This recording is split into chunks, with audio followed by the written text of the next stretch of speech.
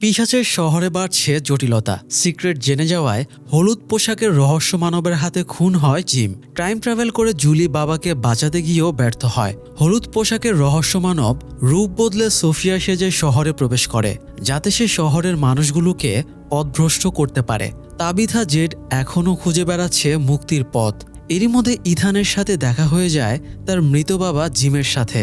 Gym vanish হয়ে যাবার আগে ইথানকে লেক অফ টিয়ার্স খুঁজে বের করতে বলে। কিন্তু কি এই লেক অফ টিয়ার্স? এটাই কি তবে পিশাচের শহর থেকে বের হবার চাবিকাঠি? বন্ধুরা, গত পর্বে আমরা এপিসোড 1 এবং 2 এক্সপ্লেন করেছিলাম। আজকের পর্বে আমরা এপিসোড 3 এবং 4 একসাথে এক্সপ্লেন করব। তাই আসুন দেখে আসি আজকের পর্বে কতটুকু রহস্যের উন্মোচন হয়। রাতে কলোনি হাউসের কিচেনে এলজিন একাই বসেছিল। এই সময় সেখানে ফাতিমা পানি পান করতে আসে। এভাবে দেখা হয়ে যাওয়ায় দুজনেই বেশ বিব্রত বোধ করে। আসলে ফাতিমা প্রেগনেন্ট হবার পরে একটা সুস্থ সবল সন্তানের স্বপ্ন দেখছিল, কিন্তু তার গর্ভেই পুনর্জন্ম নেয় একটা পিশাচ। ফাতিমার গর্ভে থাকা পিশাচকে ঠিকঠাক পুষ্টির যোগান দেবার জন্য এলজিনকে বশ করেছিল কোনো একটা পিশাচের আত্মা। এলজিন ভেবেছিল তার কথা শুনলে হয়তো তাদের বাড়ি ফেরার পথ খুলে যাবে। এই জন্য এমনকি সে নিজের শরীরের রক্ত পিশাচের জন্য ডোনেট করেছিল। ফাতিমা যাতে ঠিকঠাক সন্তান জন্ম দিতে পারে, এই জন্য এলজিন তাকে কিডন্যাপ করে পাতাল ঘরে লুকিয়ে রেখেছিল। পরে অবশ্য ব্যাপারটা জানাজানি হয়ে যায়। বয়েড ফাতিমাকে ট্রেস করার জন্য এলজিনকে অনেক টর্চার করে। একই উদ্দেশ্যে হাফ উন্মাদ সারা এলজিনের একটা চোখ উপড়ে নেয়। তো সেই ঘটনার পরে দুজনে এই প্রথম মুখোমুখি হলো বলেই তারা একটু বিব্রত বোধ করছিল। তবে তারা এটা জানতো এই শহরে কোনো কিছুই তাদের কন্ট্রোলে নেই, বরং তারাই পিশাচ এবং অজানা কোনো রহস্যের কন্ট্রোলে রয়েছে। তাই আগের ঘটনাটার জন্য এলজিন কিংবা ফাতিমা কেউই দায়ী না। তাই দুজনে কথাবার্তা বলে নিজেদের মাঝে সমঝোতা করে ফেলে। ফাতিমা এলজিনের সাথে নতুন কিছু করার জন্য প্ল্যান করে, যদিও তাদের এক্স্যাক্ট প্ল্যান কি সেটা পরে জানা যাবে। এদিকে বয়েড ঘুমের ভেতরে তার জীবনের সবচেয়ে বড় ট্র্যাজেডির দুঃস্বপ্ন দেখে। বয়েড স্ত্রী অ্যাবি এবং ছেলে অ্যালিসকে নিয়ে এই শহরে এসেছিল। একদিন অ্যাবির মাথা খারাপ হয়ে গিয়েছিল। তার মনে হচ্ছিল এই সব কিছুই দুঃস্বপ্ন। সে সবাইকে মেরে ফেলে এই দুঃস্বপ্ন থেকে জেগে উঠতে চাইছিল। বয়েড অ্যাবিকে সামলানোর চেষ্টা করে, কিন্তু অ্যাবি বয়েডকেও স্বপ্ন মনে করছিল। এই সময় ভেতর থেকে ছেলে অ্যালিস বেরিয়ে আসে। অ্যাবি নিজের ছেলেকেও স্বপ্ন ভেবে গুলি চালাতে যাচ্ছিল। ঠিক সেই মুহূর্তে ছেলেকে বাঁচাতে বয়েড অ্যাবির ওপরে গুলি চালিয়ে দেয়, আর অ্যাবি তখনই মারা যায়। সেই দুর্বিষহ স্মৃতি আবারও বয়েডের দুঃস্বপ্নে জেগে ওঠে।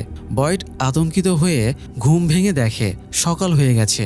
সে ফ্রেশ হয়ে অ্যাকোস্টার সাথে দেখা করে। গতকাল ক্রিস্টিকে নিয়ে পালানোর চেষ্টা করায় বয়েড অ্যাকোস্টাকে আটকে রেখেছে। বয়েড অ্যাকোস্টার কাছে গতকালের ঘটনার এক্সপ্লেন চাইলে অ্যাকোস্টা জানায় গতকাল কিভাবে কি হয়েছিল সে জানে না। অনেকটা পাগলামির ঝোঁকে সে পালানোর চেষ্টা করেছিল। অ্যাকোস্টা অ্যাটলিস্ট এটা বুঝতে পেরেছে এখান থেকে বের হওয়া বা পালানো সম্ভব না। তাছাড়া সে ক্রিস্টির কাছে শুনেছে এখান থেকে যারাই পালানোর চেষ্টা করেছে সবাইকেই মরতে হয়েছে। এই ব্যাপারটা নিয়ে অ্যাকোস্টা ঘাবড়েছিল। তাছাড়া প্রতিদিনের এই ট্রমাটিক জীবন তার আর ভালো লাগছিল না। তাই অ্যাকোস্টা বয়েডের কাছে একটা বুলেট চায়। অ্যাকোস্টার কাছে অলরেডি একটা গান আছে, সেটাতে বুলেট নেই। এই জন্য সে বয়েডের কাছে একটা বুলেট চাইছিল, যাতে জঙ্গলের ভেতরে গিয়ে নিজেকে শ্যুট করে সুইসাইড করতে পারে। বয়েড অ্যাকোস্টার কথা মেনে নেয়, তবে তার আগে তাকে বয়েডের জন্য একটা কাজ করে দিতে বলে। সে অ্যাকোস্টাকে একটা স্টোরেজ রুমে নিয়ে যায় এবং বলে শহরের বিভিন্ন জায়গায় এরকম স্টোরেজ রুম আছে, যেখানে পুরনো কাপড় চোপড় এবং বিভিন্ন জিনিসপত্র রাখা থাকে। বয়েড অ্যাকোস্টাকে বলে, মনে করো এটা একটা ক্রাইম সিন। প্রত্যেকটা জিনিসকে আলাদাভাবে পর্যবেক্ষণ করে সেগুলোর ব্যাপারে তথ্য দাও। বিশেষ করে যারা এগুলো ইউজ করত তাদের ব্যাপারে যতটুকু জানা সম্ভব জানার চেষ্টা করো। অ্যাকোস্টা বলে বয়েড নিজে কেন সেটা করছে না। বয়েড বিরক্ত হয়ে বলে অ্যাকোস্টা একজন পুলিশ অফিসার, তাই সে এই কাজে ট্রেনিং প্রাপ্ত।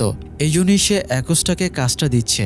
তাছাড়া বয়েড জানায় অ্যাকোস্টাকে দেখলে তার একজনের কথা মনে পড়ে যায়। আসলে বয়েড অ্যাকোস্টার মাঝে তার স্ত্রী অ্যাবির ছায়া দেখতে পেত।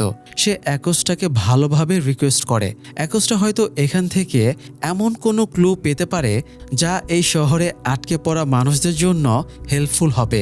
এদিকে পাদ্রির মৃতদেহ সৎকারের জন্য ক্রিস্টি আর ম্যারিয়েল রেডি করছিল। সেখানে সোফিয়াও উপস্থিত ছিল। এ সময় কেনি এসে পাদ্রিকে সৎকারের জন্য নিয়ে যেতে সোফিয়ার কাছে অনুমতি চায়। সোফিয়া শেষ বিদায়ের আগে বাবার সাথে একটু সময় কাটাতে চাইলে সবাই সোফিয়াকে একা রেখে বেরিয়ে যায়। পাদ্রি তো আর সোফিয়ার আসল বাবা না, তবুও সোফিয়া এমন ড্রামা করে কেউ সেটা ধরতেই পারে না। তো সবাই বেরিয়ে গেলে সোফিয়া পাদ্রির লাশের কাছে দাঁড়িয়ে বলে, কোনো স্মৃতিচিহ্ন ছাড়া তোমাকে আমি কিভাবে যেতে দেই। এই বলে সোফিয়া পাদ্রির মুখের ভেতর হাত ঢুকিয়ে তার একটা দাঁত তুলে নেয়। এই ধরনের স্মৃতিচিহ্ন জমিয়ে রাখার প্রবণতা কিন্তু পিশাচদের মধ্যেও দেখা যেত। পিশাচেরা যে টানেলের মাঝে ঘুমায় সেখানেও ক্রিস্টোফারের রহস্যময় পুতুল জ্যাসপার সহ অনেকে জামা কাপড় খেলনা সহ জিনিসপত্র জমিয়ে রাখত। যাই হোক, বয়েড অ্যাকোস্টার সাথে কথাবার্তা শেষ করে জেডের সাথে দেখা করতে যায়। জেড মেডিটেশনে বসে নিজের মস্তিষ্ককে শান্ত করার চেষ্টা করছিল, কিন্তু কোনো কাজ হচ্ছিল না। জেডের অবস্থা প্রায় পাগলপ্রায় হয়ে গেছে, কারণ সে রহস্য উদ্ঘাটনের জন্য নতুন কোনো ক্লু পাচ্ছে না। বয়েডকে দেখে জেড তার কাছে এলএসডি বা অ্যাসিডিক কোনো ড্রাগ আছে কিনা জিজ্ঞেস করে, কারণ জেড হেনরির কাছে শুনেছে মিরান্ডা ফ্রমভিলের রহস্য উদ্ঘাটনের জন্য এলএসডি নিত। জেডের ধারণা সেও যদি ড্রাগ নেয় তাহলে ভিশনের মাধ্যমে রহস্যময় স্থানটার ব্যাপারে কোনো ক্লু পাবে। বয়েড আপাতত জেডকে এসব ভুলভাল লজিক বাদ দিয়ে মাথা ঠান্ডা করতে বলে এবং ফিউনারেলের পরে নতুন করে চিন্তাভাবনার পরামর্শ দেয়। তবে জেড বলে সে ফিউনারেলে যাবে না, কারণ তাকে ওখানে মিস করার মতো কেউ নেই। তাবিথা জিমের মৃত্যুর পরে জেডের সাথে দুর্ব্যবহার করেছিল, হয়তো এই কারণেই জেড ফিউনারেলে যেতে চাইছে না। তো ফিউনারেলে কলোনির প্রায় সবাই উপস্থিত ছিল। জিম আর পাদ্রির ফিউনারেল একসাথে হচ্ছিল এবং দুজনকে পাশাপাশি কবর দেওয়া হচ্ছিল। কিন্তু এই সময় এক ঝাঁক কাক সেখানে উড়ে এসে চক্কর দিতে শুরু করে। সেই সাথে কাকের কাকা ডাকে পুরো পরিবেশটাই অস্বাভাবিক হয়ে ওঠে। সবার মধ্যেই এক ধরনের আতঙ্ক তৈরি হয়। এটা আবার কোন বিপদের অশনি সংকেত। তো ফিউনারেল শেষে কেউ কেউ ডাইনারে খেতে যায়। তাবিথা, ইথান এবং জুলি এক টেবিলে বসেছিল। এ সময় সেখানে ভিক্টর এসে ইথানকে একটা ড্রয়িং দেয়। ভিক্টরের ছোটবেলা থেকেই অভ্যাস বিভিন্ন মুহূর্ত এবং স্মৃতিকে ড্রয়িং করে এঁকে রাখা। এভাবেই সে অতীতের স্মৃতিগুলোকে মনে রাখে। ইথানকে যেহেতু সে বন্ধুর মতো ট্রিট করে, তাই সে ইথানের ফ্যামিলির একটা ড্রয়িং এঁকে তাকে দেয়। ইথান মাকে বলে সে আজকের রাতটা কলোনি হাউসে ভিক্টরের সাথে থাকতে চায়। প্রথমে তাবিথা রাজি না হলেও ইথানের মুলামুলিতে রাজি হয় এবং ভিক্টরের সাথে যেতে অনুমতি দেয়। পাশে একটা টেবিলে সোফিয়া একা বসেছিল। কেনি এসে তার টেবিলে বসে। ফিউনারেলের সময়ে কাকেদের এমন অদ্ভুত কাণ্ডে সোফিয়া বেশ ঘাবড়েছিল। সে কেনিকে জিজ্ঞেস করে আগেও এরকম ঘটেছে কিনা। কেনি জানায় কাকেদের এমন উৎপাত আগে কখনো দেখা যায়নি। যদিও ফাতিমার প্রেগনেন্সির সময়ে একবার কলোনি হাউসে একটা কাক ঢুকে পড়ে অদ্ভুত আচরণ করছিল। কাকটা বিভিন্ন জিনিসের সাথে ধাক্কা খেয়ে অবশেষে দেয়ালে বারবার ঠোকর মেরে নিজে নিজেই মরে যায়। যাই হোক, সোফিয়া বলে সে সারার কাছে শুনেছে বয়েড টেলিসম্যান বা রক্ষাকবচ পাথরটা আবিষ্কারের পর থেকে এই শহরের মৃত্যুও থেমে গিয়েছিল। তাহলে আবারও নতুন করে মৃত্যুর হিড়িক লাগলো কেন? কেনি জানায় অনেকদিন সব স্বাভাবিকই ছিল, তবে যেদিন প্র্যাট ফ্যামিলি পিশাচের শিকার হয় তার পরের রাতেই কেনির বাবাও পিশাচের শিকার হয়। একই দিনে জিমের ফ্যামিলি এবং জেড এই শহরে আসে। সেদিন থেকেই আবার সব এলোমেলো হয়ে যায়। সোফিয়া প্রশ্ন করে ওরা এই শহরে আসার পর থেকেই বিপদ বেড়ে গেছে কিনা। কেনি কিছু এক্সপ্লেন করার আগেই বয়েড এসে কেনিকে ডেকে সাইডে নিয়ে যায়। কেনি হয়তো একটা হিন্টস বোঝাতে চেয়েছিল। এই শহরে 47 জনের বেশি মানুষ হয়ে গেলেই 47 জনের বেশি যতজন থাকে তারা মরে যায়। যেমন সেদিন জিমের ফ্যামিলি এবং জেড আসার পরে 47 জনের বেশি মানুষ হয়ে যাওয়ায় ভারসাম্য বজায় রাখার জন্য কয়েকজনকে মরতে হয়। যদিও এই হিন্টসটা প্রথম খেয়াল করেছিল পাগলা ভিক্টর। যাই হোক, বয়েড কেনিকে সাইডে ডেকে সোফিয়ার ব্যাপারে জিজ্ঞেস করছিল সে কেমন মেয়ে। কেনি জানায় সে এখনও সোফিয়াকে বুঝে উঠতে পারছে না, কারণ সে ম্যাক্সিমাম সময় সোফিয়াকে প্রার্থনারত অবস্থাতেই দেখেছে। কেনি উঠে যাওয়ার পরে সোফিয়ার কাছে জুলি আসে। জুলি মূলত সোফিয়াকে তার বাবা পাদ্রের মৃত্যুর জন্য সমবেদনা জানাতে এসেছিল, কিন্তু সোফিয়ার সুযোগে জুলিকে উস্কে দেয়। মানে সে জুলিকে খোঁচা মেরে বলে কেনি বলছিল তোমরা এই শহরে আসার পর থেকেই নাকি বিপদ বেড়ে গেছে। ইনোসেন্ট ভাইব ধরে সে এমনভাবে জুলিকে কথাটা বলে যে জুলি চিৎকার চেঁচামেচি শুরু করে। এরকম একটা অপবাদ সে মানতেই পারছিল না। সে কেনির ওপরেও রাগ করে। এবং ডাইনার থেকে বেরিয়ে যায়। তাবিথা পেছনে ছুটে গিয়ে মেয়েকে শান্ত করার চেষ্টা করে। সোফিয়ার ফেস এক্সপ্রেশন দেখে কেনি ভাবে সে না বুঝেই হয়তো কথাটা জুলিকে বলেছে, কিন্তু আসলে তো সোফিয়া গ্যাঞ্জাম লাগানোর জন্য ইচ্ছে করেই জুলিকে উস্কে দিয়েছিল। কেনি সোফিয়াকে সরিয়ে নিয়ে যায় এবং তাকে ভালো মন্দ বোঝায়। সোফিয়া জানায় সে এত মানুষের মাঝে অ্যাডজাস্ট করতে পারছে না, তাই সে কলোনি হাউসে না থেকে সারার সাথে থাকতে চায়। সারাকে কলোনির কেউ পছন্দ করে না, কারণ সে খুনি, নিজের ভাইকে খুন করেছিল এবং ইথানের মতো বাচ্চাকেও খুনের চেষ্টা করেছিল। এসব প্রায়ই তার মাথা খারাপ হয়ে যায়। তবে সোফিয়া সারার সাথে থাকার জন্য রিকোয়েস্ট করে, তাই কেনি তাকে সারার কাছে নিয়ে যায়। সারা যেহেতু একাই থাকতো, তাই একজন সঙ্গী পেয়ে সে বেশ খুশি হয়। যাই হোক, এদিকে ভিক্টর ইথানকে নিয়ে নিজের রুমে আসে। ভিক্টর ভেবেছিল ইথান জাস্ট তার সাথে থাকতে এসেছে, কিন্তু আসলে তো সে লেক অফ টিয়ার্সের খোঁজে এসেছে। ইথান ভিক্টরকে এখনই পুরো সত্যি না বলে শুধু জিজ্ঞেস করে আশেপাশে কোনো লেক আছে কিনা। ভিক্টর জানায় কিছুটা দূরে একটা লেক আছে। ইথান সেখানে নিয়ে যেতে বললে ভিক্টর বলে তার ওই জায়গাটা পছন্দ না, তাই সে ওখানে যাবে না। এটা শুনে ইথান বলে ভিক্টর না নিয়ে গেলে সে একাই লেকটা খুঁজে বের করবে। ইথানের লেকে যাবার জেদ দেখে ভিক্টর জানতে চায় সে ওখানে কেন যেতে চাইছে। ইথান শর্ত দেয় ভিক্টর তাকে লেকের কাছে নিয়ে গেলে তবেই সে সত্যিটা জানাবে। এটা শুনে ভিক্টর তাকে লেকে নিয়ে যাবার জন্য বের হয়। অন্যদিকে তাবিথা বাড়ি ফিরে এসে ভিক্টরের দেওয়া ড্রয়িংটা ইথানের ড্রয়ারে রাখতে গিয়ে লাইট হাউসের স্কেচটা চোখে পড়ে। ফারোয়ে বোতলটির মাধ্যমে এই লাইট হাউসে পৌঁছানোর মাধ্যমেই তাবিথা বাস্তব দুনিয়ায় ফিরে যেতে পেরেছিল। তাই তাবিথা আবারও লাইট হাউসে যাবার সিদ্ধান্ত নেয়। তবে সে জানে না লাইট হাউসের খোঁজে গিয়ে ফিরে আসতে পারবে কিনা। তাই সে স্কেচের উল্টো পাশে একটা বিদায় চিঠি লিখে বেরিয়ে যায়। এদিকে একই সময় জুলি বাড়ি না ফিরে দড়ি, লাইট সহ কিছু সরঞ্জাম ম্যানেজ করে। এরপরে বের হতেই তার র্যান্ডালের সাথে দেখা হয়ে যায়। র্যান্ডাল জুলিকে একা আসতে দেখেই বুঝে গিয়েছিল জুলি কিছু একটা করতে চলেছে, এই জন্যই র্যান্ডাল তাকে পিছু করছিল। তো জুলি বলে সে তাদের পুরনো বাড়িতে যাবে, যদিও সেটা এখন ধ্বংসাবশেষ। বাড়িতে একটা বই ছিল, ওই বই পড়ে ইথান অনেক রহস্যজনক ব্যাপার সম্পর্কে জেনেছে। এমনকি জুলি যে স্টোরি ওয়াকার সেটাও ইথান বই থেকেই জেনেছিল। জুলি সে বইটা উদ্ধার করে পড়তে চায় যাতে সে তার বাবাকে ফিরিয়ে আনার কোনো উপায় খুঁজে পায়। তো র্যান্ডালও বরাবরের মতো জুলিকে সঙ্গ দেয়। দুজনে ধ্বংস হয়ে যাওয়া বাড়িটার সামনে যাবার পরে র্যান্ডাল বলে জুলি বাইরে থাকুক, সে ভেতর থেকে বইটা নিয়ে আসবে। র্যান্ডাল ধ্বংসস্তূপের ভেতরে গিয়ে প্রথমেই চাপা পড়ে থাকা একটা শুকনো লাশ দেখতে পায়। এছাড়া জায়গাটা খুবই ভঙ্গুর, তবুও অনেক কষ্টে সে বইটা উদ্ধার করে। এরপরে বেরিয়ে আসবে এমন সময়ে লাশের মুখে নড়াচড়া দেখে সে বেশ ঘাবড়ে যায়। পরে অবশ্য দেখে লাশের মুখের ভেতর থেকে একটা ইঁদুর বেরিয়ে আসছে। যাই হোক, এদিকে ভিক্টর ইথানকে নিয়ে লেকের কাছে গিয়ে দেখে জেড লেকের পানিতে শুয়ে ভেসে ধ্যানমগ্ন হয়ে আছে। ইথান লেকটা দেখে হতাশ হয় এবং বলে সে যে লেক খুঁজছে এটা সেই লেক না।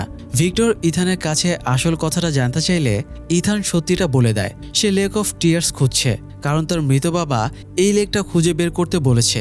এই লেকের হয়তো পুনর্জীবনী ক্ষমতা আছে, যে কোনো পীড়া, কষ্ট, এমনকি মৃত্যু থেকে হয়তো বাঁচিয়ে তোলার ক্ষমতা আছে। ইথানের বিশ্বাস এই লেকটা খুঁজে পেলে তার বাবাকেও আবারও বাঁচিয়ে তুলতে পারবে।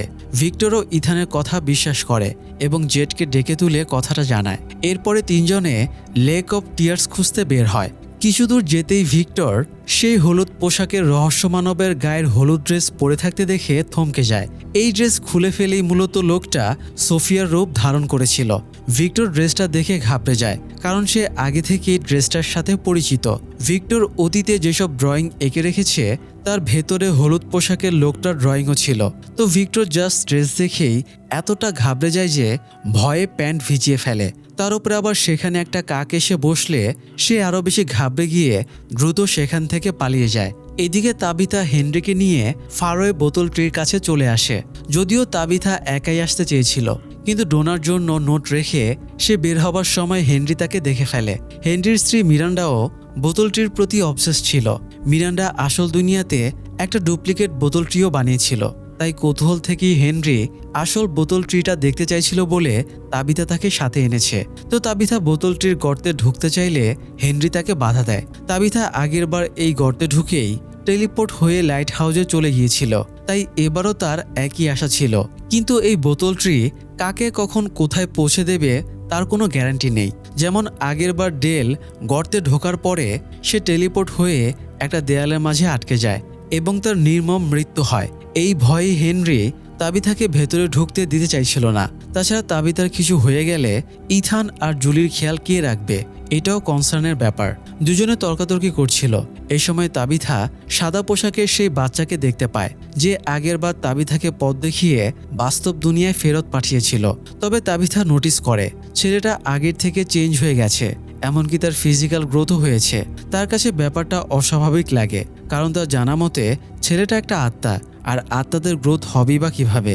বিস্ময় কাটাতে না পেরে তাবিথা জিজ্ঞেস করেই ফেলে তাকে অন্যরকম দেখতে লাগছে কেন। ছেলেটা এই প্রশ্নের বিশেষ কোনো উত্তর দেয় না। তবে সে তাবিথাকে বোতলটির ভেতরে যেতে বারণ করছিল। তাই তাবিথা বিরক্ত হয়ে বলে, আগেরবার তো এই ছেলেটাই বলেছিল এই বোতলটি তাকে লাইট হাউসের কাছে নিয়ে যাবে। তো ছেলেটা এবার বলে আগেরবার বোতলটি তাবিথাকে ঠিকঠাক জায়গায় পৌঁছে দিয়েছিল, কিন্তু এবার পরিস্থিতি ভিন্ন। সে আরও জানায় তাবিথা রহস্য উদ্ঘাটনের খুব কাছাকাছি চলে এসেছে, কিন্তু তার হাতে যথেষ্ট সময় নেই। কথা শেষ করতে না করতেই ভিক্টরের আওয়াজ শোনা যায়। ফলে তাবিথা আর হেনরি দুজনের মনোযোগী সেদিকে ঘুরে যায়। এরপরে তারা ছেলেটার দিকে তাকিয়ে দেখে সে অলরেডি ভ্যানিশ হয়ে গেছে। তো তারা এবার আওয়াজের দিকে ছুটে যায় এবং দেখে ভিক্টর জুবুথুবু হয়ে বসে কাঁদছে। সেখানে ইথান আর জেডও চলে এসেছিল। ভিক্টর বারবার একই কথা বলছিল, এগুলো সত্যি হতে পারে না। হেনরি ভিক্টরকে সামলানোর চেষ্টা করতে থাকে। এই সময় জেড মাটিতে কিছু খেয়াল করে বসে যায় এবং দেখে ছোট ছোট ছত্রাক জন্মেছে। সে একটা ছত্রাক তুলে নিয়ে বলে, বাহ, এ তো দেখছি লটারি লেগে গেল। জেড যে অ্যাসিডিক ড্রাগ খুঁজছিল, হয়তো এই ছত্রাক থেকে সেটা পাওয়া যাবে, অথবা সে এটাকে অন্য কী কাজে লাগাবে সেটা আমরা পরে জানতে পারবো। এদিকে বয়েড তার স্ত্রীর কবরের কাছে গিয়েছিল। হঠাৎ একটা গর্ত থেকে হাত বেরিয়ে বয়েডের হাত চেপে ধরে গর্তের ভেতরে টেনে নিতে শুরু করে।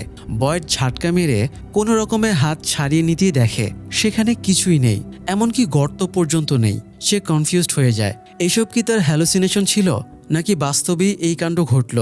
অন্যদিকে জেড, ইথান এবং ভিক্টরের খুঁজে পাওয়া হলুদ ড্রেসটা শেরিফ অফিসে নিয়ে আসা হয়। ডোনা, বয়েড, তাবিথা, হেনরি সহ কয়েকজন সেটা পর্যবেক্ষণ করছিল। হেনরি জানায় তার স্ত্রী মিরান্ডার কাছে এই জায়গা সংক্রান্ত অনেক ড্রয়িং ছিল। তার মধ্যে একটা ড্রয়িং এই হলুদ পোশাকেরও ছিল। এটা দেখার পরে তার মনে হচ্ছে এটা এবং মিরান্ডা যেটা এঁকেছিল দুটোই একদম সেম। এলিস প্রশ্ন করে, এই ড্রেসটা যদি কেউ পরেই থাকে তাহলে সে ব্যক্তি কোথায়? কেননা ডোনা বলছিল সে কখনো কাউকে এই ড্রেস পরতে দেখেনি। বয়েডের ধারণা রাতে ঘুরে বেড়ানো পিশাচেরা হয়তো তাদের ভয় দেখাতে ড্রেসটা ফেলে গেছে। তবে তারা বেশি চিন্তিত ছিল ভিক্টরের ব্যাপারটা নিয়ে। একজন প্রাপ্ত বয়স্ক পুরুষ হয়েও ভিক্টর এই ড্রেসটা দেখে এত ভয় পেয়েছে যে প্যান্টে প্রস্রাব করে দিয়েছে। তাই এই ড্রেসের পেছনে নিশ্চয়ই বড়সড় কোনো কারণ আছে। সবাই ভিক্টরকে এই ব্যাপারে প্রশ্ন করতে চাইলে হেনরি জানায় ভিক্টর যেহেতু খুব ভয় পেয়ে আছে, তাই সে একা ভিক্টরের সাথে এই ব্যাপারে কথা বলবে। চলে যাবার আগে হেনরি তাবিথাকে বলে, সাদা পোশাকের ছেলেটা বলেছে তাদের হাতে সময় খুব কম। প্রায় 40 বছর ধরে এই সাদা পোশাকের ছেলের ড্রয়িংও তার বাড়ির বেসমেন্টে অবহেলায় পড়েছিল, কিন্তু আজ দেখলো এই ছেলেটাও বাস্তবে এক্সিস্ট করে। সে যেসব ব্যাপারে মিরান্ডার পাগলামি বলে মনে করত সেগুলোর সবই এখন বাস্তবে পরিণত হচ্ছে। তাই সবকিছু মিলিয়ে হেনরি খুবই বিস্মিত ছিল। যাই হোক, হেনরি বেরিয়ে যাবার পরে ডোনা তাবিথাকে জিজ্ঞেস করে, হেনরি কি জানে তুমি মিরান্ডার পুনর্জন্ম? তাবিথা জানায় হেনরি এখনও এই ব্যাপারে কিছু জানে না। জেড বলে, মিরান্ডা যদি হলুদ পোশাকের লোকটার ড্রয়িং এঁকে থাকে তাহলে তাবিথার মনেও নিশ্চয়ই লোকটার ব্যাপারে কোনো স্মৃতি থাকবে। তবে তাবিথার কিছুই মনে পড়ছিল না। ডোনা জানায় তাদের খাবার ফুরিয়ে আসছে, তাই সে ক্ষেতের দিকে সবজি আনতে যাবে। এই বলে বেরিয়ে যায়। বয়েড এলিসকে পরামর্শ দেয় সে যেন আপাতত ফাতিমার কাছে এই ব্যাপারে কোনো আলোচনা না করে। তাবিথা বয়েডকে জানায় সে জেডের সাথে আলাদা কথা বলতে চায়। তাই বয়েড বেরিয়ে গেলে তাবিথা জেডকে জিজ্ঞেস করে সে ইথানের সাথে জঙ্গলে কি করছিল। জেড জানায় ইথান তার বাবাকে দেখতে পেয়েছিল। সে ইথানকে লেক অফ টিয়ার্স খুঁজতে বলেছে। সে ইথানকে লেক অফ টিয়ার্স খুঁজতেই সঙ্গ দিচ্ছিল। তাবিথা বলে, লেক অফ টিয়ার্স বলে হয়তো কিছু নেই, এসব ইথানের মনের কল্পনা। তবে জেড বলে, এখানে আজীব জিনিসের তো অভাব নেই। তাই বাচ্চা বলেই সে কল্পনা করছে এটা ভাবার সুযোগ নেই। তাবিথা আর কথা না বাড়িয়ে জেডের কাছে সেদিনের ব্যবহারের জন্য ক্ষমা চেয়ে বেরিয়ে যায়। বের হবার আগে সে খেয়াল করে জেড জঙ্গল থেকে বিষাক্ত ছত্রাকগুলো তুলে এনেছে, তাই সে জেডকে বিষাক্ত ছত্রাকের থেকে দূরে থাকার পরামর্শ দেয়। তবে জেড তাবিথা বেরিয়ে যেতেই ছত্রাকগুলো খেয়ে নেয়। এদিকে সোফিয়া সারার বাড়িতে এক রাত কাটিয়ে দেয়। সকালে সারা সোফিয়াকে জিজ্ঞেস করে, কেনি নিশ্চয়ই তোমাকে আমার ব্যাপারে সবকিছু বলেছে, তবুও তুমি আমার কাছে কেন আসলে? সোফিয়া জানায় সারাকে তার ভালো মেয়ে মনে হয়েছে, তাই সে সারার সাথে থাকতে এসেছে। যদিও সোফিয়া হয়তো সারাকে অস্ত্র হিসেবে ইউজ করতে চাইছিল, কারণ সারা রুম থেকে বেরিয়ে যেতেই সোফিয়া বিড়বিড় করে মন্ত্র টাইপের কিছু উচ্চারণ করতে থাকে। আর তখনই সারা সেই গায়েবী আওয়াজ আবারও শুনতে পায়, যে আওয়াজের কারণেই সে অতীতে খুন পর্যন্ত করেছে। সারা সহ্য করতে না পেরে চিৎকার দিয়ে কান মাথা চেপে ধরে বসে পড়ে। তখন আবার সোফিয়া এসে তাকে সান্ত্বনা দেবার নাটক করে। অন্যদিকে তাবিথা বাড়ি ফিরে ইথানের ঘরে যায়। ইথান আরভি রেডিও দিয়ে বাবার সাথে যোগাযোগের চেষ্টা করছিল, কিন্তু রেসপন্স পাচ্ছিল না। মায়ের উপস্থিতি টের পেয়ে ইথান কাপড় দিয়ে রেডিওটা ঢেকে দেয়। তাবিথা ইথানকে জিজ্ঞেস করে ইথান লেক অফ টিয়ার্সের ব্যাপারে তাকে বলেনি কেন। ইথান জানায়, তুমি আমার কথা বিশ্বাস করবে না, কল্পনা বলে এড়িয়ে যাবে, এই জন্যই বলিনি। আমি আগে লেক অফ টিয়ার্স খুঁজে পেতে চেয়েছিলাম, যাতে প্রমাণ হয়ে যায় আমি সত্যি বলছি। তাবিথা জানে ইথানকে সঙ্গ না দিলে সে সুযোগ বুঝে একাই জঙ্গলে লেক অফ টিয়ার্স খুঁজতে চলে যাবে, এতে বিপদ আরও বাড়বে। তাই সে ইথানকে জিনিসপত্র গুছিয়ে নিতে বলে। যদিও জুলি এই সময় বাড়িতে ছিল না, সে বাসের ভেতরে র্যান্ডেলের সাথে বসে বাড়ির বেসমেন্ট থেকে আনা বই পড়ছিল। র্যান্ডেলের মনে হচ্ছিল এগুলোর কোনো ভ্যালু নেই, এগুলো জাস্ট বাচ্চাদের উপন্যাস। সে একটা গল্প জুলিকে দেখায় যেখানে স্টোরি ওয়াকারের উল্লেখ আছে। এ সময় জুলিকে ডাকতে সেখানে তাবিথা চলে আসে, তাই তারা বই দুটো লুকিয়ে ফেলে। তাবিথা জুলিকে জানায় সে ইথানকে নিয়ে লেক অফ টিয়ার্স খুঁজতে যাচ্ছে, না হলে ইথানকে সামলানো যাবে না। জুলিকে সে বাড়ি যেতে বলছিল, তবে জুলি জানায় সে এখানে র্যান্ডেলের সাথে থাকবে। র্যান্ডেলকে জুলি সেফ ভাবলেও তাবিথা ইনসিকিউরিটিতে ভুগছিল, তাই সে র্যান্ডেলকে বাইরে ডেকে কড়াভাবে বলে দেয় সে যেন জুলির সাথে উল্টাপাল্টা কিছু না করে। এরপরে জুলির কাছে বিদায় নিয়ে ইথানকে সাথে করে কলোনি হাউসে আসে। ডোনা সবাইকে নিয়ে সবজি তুলতে বের হচ্ছিল। তাবিথাও ইথানকে নিয়ে তাদের সাথে যেতে চায়, এতে সবজি তুলতে যাবার নামে ওই সাইডে লেক অফ টিয়ার্সও খোঁজা যাবে। ডোনা বের হবার আগে কেনিকে বুঝিয়ে দেয় কোথায় কোন জিনিস আছে। তাছাড়া সে কেনিকে ফাতিমার ওপর এক্সট্রা নজর রাখার পরামর্শ দেয়, কারণ ওরা এলিসকেও সাথে নিয়ে যাচ্ছে। তো সবাই বেরিয়ে গেলে ফাতিমা চুপি চুপি একটা ঘরে ঢোকে। এলজিন এখানে ফাতিমার জন্য অনেক কাদামাটি সংগ্রহ করে রেখেছে। ফাতিমা এলজিনকে জানায় তার কাজ হয়ে গেছে, তাই এলজিন যেন বাইরে চলে যায়। কেনি এ সময় নিচতলায় ছিল, সে খেয়াল করে সিলিং থেকে পানি পড়ছে, তাই ব্যাপারটা দেখার জন্য ওপরতলায় গিয়ে দেখে ফাতিমা কাদামাটি নিয়ে কিছু করছে। কেনি ব্যাপারটা বয়েডকে ইনফর্ম করার জন্য শেরিফ অফিসে ফিরে এসে প্রথমে জেডকে দেখতে পায়। জেড ছত্রাক খেয়ে সেগুলো রিয়াকশনের অপেক্ষা করছিল। বয়েড এ সময়ে ভেতরের ঘরে বক্স খুলে স্মৃতিময় কিছু জিনিস হাতড়াচ্ছিল, যেমন তার স্ত্রীর চিঠি, ইনফিনিটি চিহ্নওয়ালা ওয়েডিং রিং। বাইরে ডাক শুনে বয়েড বেরিয়ে এলে কেনি তাকে ফাতিমার ব্যাপারে ইনফর্ম করে এবং দ্রুত কলোনি হাউসে গিয়ে ব্যাপারটা সামলাতে বলে। বয়েড কলোনি হাউসে গিয়ে দেখে ফাতিমা তখনও মাটি নাড়াচাড়া করছে। সে ফাতিমাকে কি বানাচ্ছে জিজ্ঞেস করলে ফাতিমা জানায় সে মনস্টার বানাচ্ছে। কথাটা শুনে বয়েড একটু চমকে যায় এবং ব্যাপারটা এক্সপ্লেন করতে বলে। ফাতিমা জানায় এটা এক ধরনের গোলেম।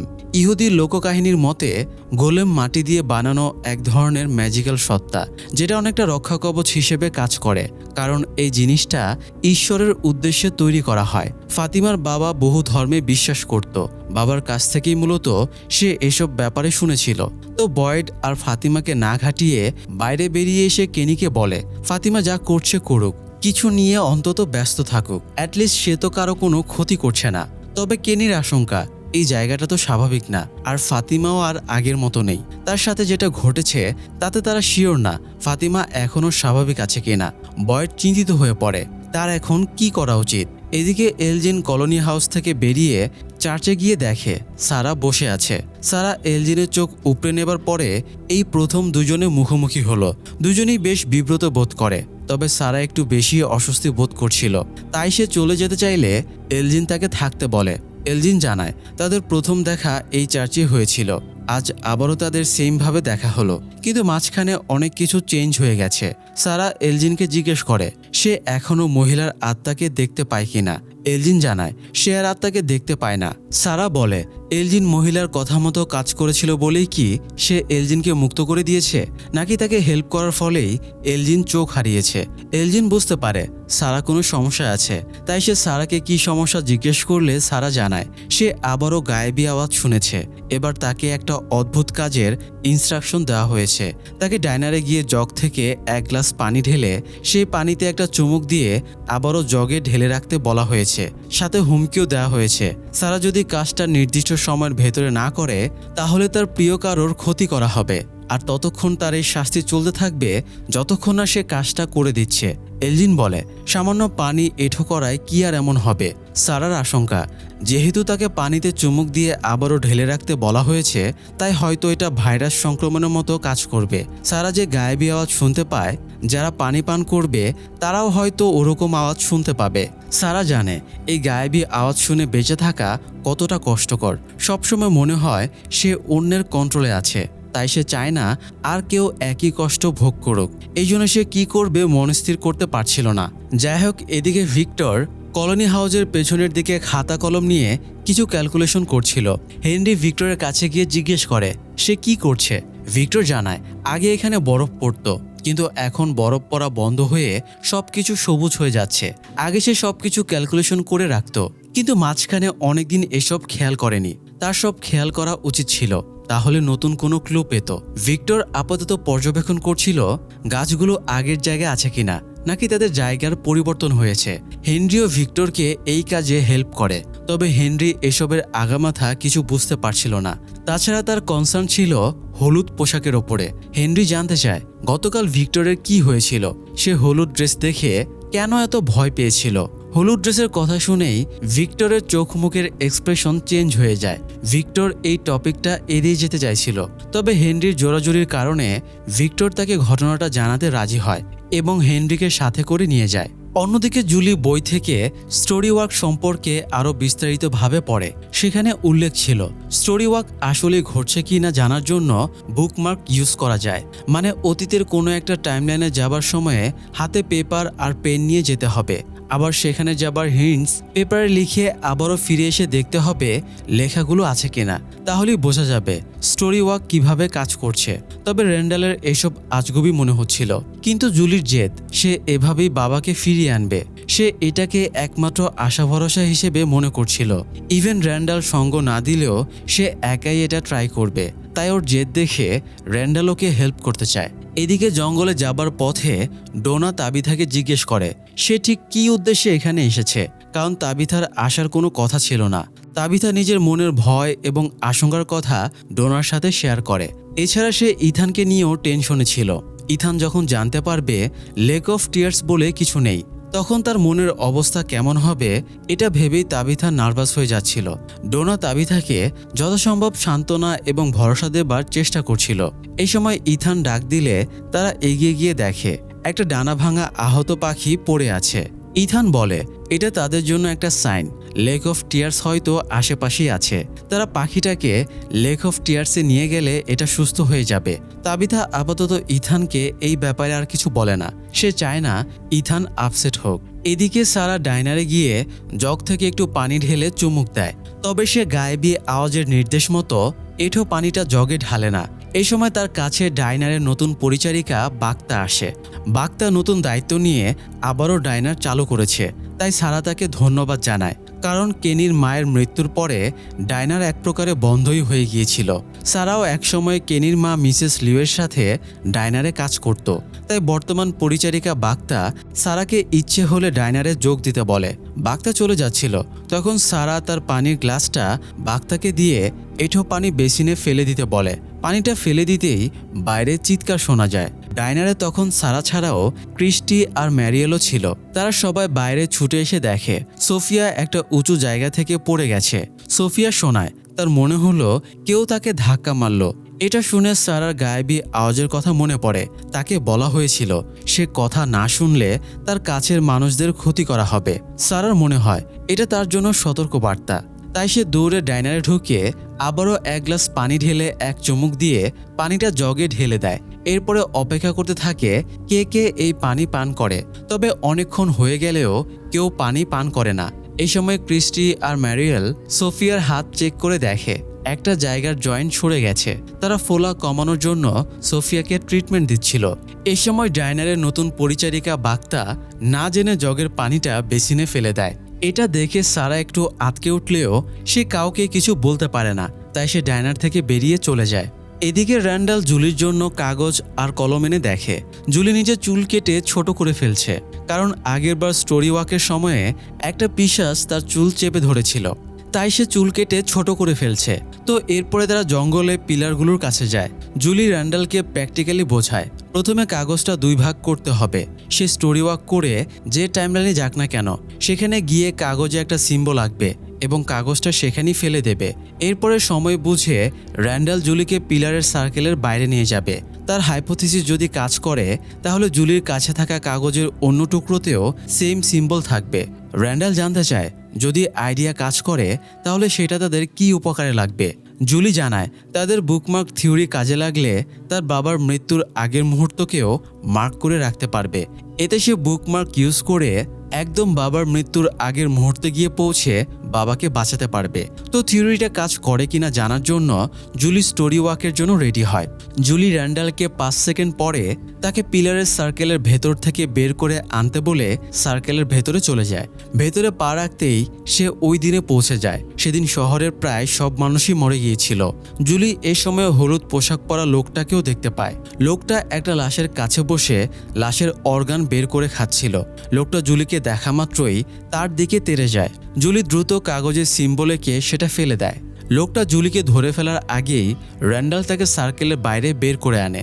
জুলি স্বাভাবিক হয়ে পকেট থেকে অন্য কাগজের টুকরোটা বের করে দেখে সিম্বল আছে কিনা, কিন্তু দুর্ভাগ্যবশত তার আইডিয়া কাজ করেনি। কাগজে কোনো সিম্বল ছিল না। এতে জুলি প্রচণ্ড আপসেট হয়ে পড়ে। অন্যদিকে ভিক্টর বাবাকে একটা জায়গায় নিয়ে গিয়ে মাটিতে খুঁড়ে একটা ব্যাগ বের করে। হেনরি ব্যাগ খুলে দেখে এর ভেতরে ভিক্টরের কয়েকটা ড্রয়িং আছে। সেগুলোর ভেতরে হলুদ পোশাকের লোকটার ড্রয়িংও ছিল। ভিক্টর বলে অনেকদিন আগে এই লোকটাও বাকি সবার মতো গাড়িতে করে শহরে এসেছিল। তারা ভেবেছিল সেও তাদের মতোই একজন, কিন্তু একদিন শহরের সবাই মারা গেলে ভিক্টর মাকে খুঁজতে বোতল ট্রির কাছে যায়। সেখানে গিয়ে দেখে হলুদ পোশাকের লোকটা তার মায়ের অর্গান বের করে খেয়ে নিচ্ছে। এই বীভৎস দৃশ্য দেখেছিল বলেই ভিক্টর হলুদ পোশাক দেখে এতটা ঘাবড়ে গিয়েছিল। ভিক্টর সে মুহূর্তটারও একটা ড্রয়িং এঁকে রেখেছিল। জাস্ট ড্রয়িং দেখেই হেনরি ফিল করে ওই মুহূর্তটা কতটা ট্রমাটিক ছিল। যাই হোক, বয়েড আবারও ফাতিমার কাছে মাটি দিয়ে মনস্টার বানানোর আসল কারণ জানতে চায়। ফাতিমা এবার জানায় সে এখনও তার জন্ম দেওয়া পিশাচটাকে ফিল করে। সে মনে করে পিশাচটা চাইলে তাকে কন্ট্রোল করতে পারবে, তাই সে সবসময় আতঙ্কের ভেতরে থাকে। এই জন্য সে এই জিনিসটা বানাচ্ছে যাতে ভেতর থেকে সে কনফিডেন্স পায়। এইসব শুনে বয়েড আর ফাতিমাকে কিছু বলে না। বয়েড সিঁড়ি দিয়ে নামছিল। এই সময় সিঁড়িতে একটা আংটি গড়িয়ে এসে পড়ে। বয়েড আংটিটা তুলে দেখে এটা হুবহু তার ওয়েডিং রিংয়ের মতোই, কারণ এটাতেও ভেতরের দিকে ইনফিনিটি সিম্বল আছে। বয়েড বেশ ঘাবড়ে যায় এবং দ্রুত শেরিফ অফিসে ছুটে যায়। বয়েড টেবিলে আংটিটা রেখে বক্স খুলে তার আংটিটা খুঁজতে গিয়ে দেখে তার আংটিটা বক্সের ভেতরে জায়গা মতোই আছে। তাহলে অন্য আংটিটা কিভাবে এলো? সে টেবিল থেকে আংটিটা তুলতে গিয়ে দেখে মুহূর্তের ভেতরে সেই আংটিটা গায়েব হয়ে গেছে। বয়েড আবারও আগেরবারের মতো এই ঘটনায় কনফিউজড হয়ে যায়। এদিকে ডোনারা সবজির ক্ষেতে পৌঁছে যায়। এলিস, রজার সহ কয়েকজন ক্ষেত থেকে সবজি তুলছিল। সবজির ক্ষেতের পাশেই একটা লেকের মতো আছে। ইথান সঙ্গে করে আহত পাখিটাও নিয়ে এসেছিল। এটাই ইথানের স্বপ্নে দেখা লেক অফ টিয়ার্স কিনা শিওর হবার জন্য ডোনা আর তাবিথা লেকের পানি হাতে করে পাখির উপরে দেয়। একই সময় একজন ক্ষেতের মাঝে দড়ি পোঁতা দেখতে পায়। সে দড়িটা টান দিতেই দেখে সেটা সোজা লেকের ভেতরে চলে গেছে। সে আরও টান দিতেই জালের ভেতরে লতাপাতায় জড়ানো লাশের মতো কিছু পানিতে ভেসে ওঠে, কিন্তু অ্যাকচুয়ালি সেগুলো কি সেটা কাছে না যাওয়ায় বোঝা যায় না। আবারও কোন নতুন রহস্য তাদের জন্য অপেক্ষা করছে। আর এটাই কি ইথানের স্বপ্নে দেখা লেক অফ টিয়ার্স? বয়েড বারবার কিসের ইঙ্গিত পাচ্ছে? সোফিয়া কিংবা গায়েবী আওয়াজটা সারাকে দিয়ে কি করাতে চাচ্ছে? ফাতিমা কনফিডেন্স বাড়াতে গিয়ে আবারও নতুন জটিলতা তৈরি করবে না তো? জুলি কি স্টোরি ওয়ার্ক থিওরি দিয়ে বাবাকে বাঁচাতে পারবে? এইসব প্রশ্নের উত্তর আমরা পরের পর্বগুলোতে পাবো। যেহেতু নেক্সট এপিসোডগুলো এখনও রিলিজ পায়নি, তাই সেগুলোর আপডেট পেতে নিয়মিত আমাদের ফলো করুন। আর ততদিন আমাদের অন্য ভিডিওগুলো দেখুন। আশা করি আপনাদের ভালো লাগবে। ধন্যবাদ।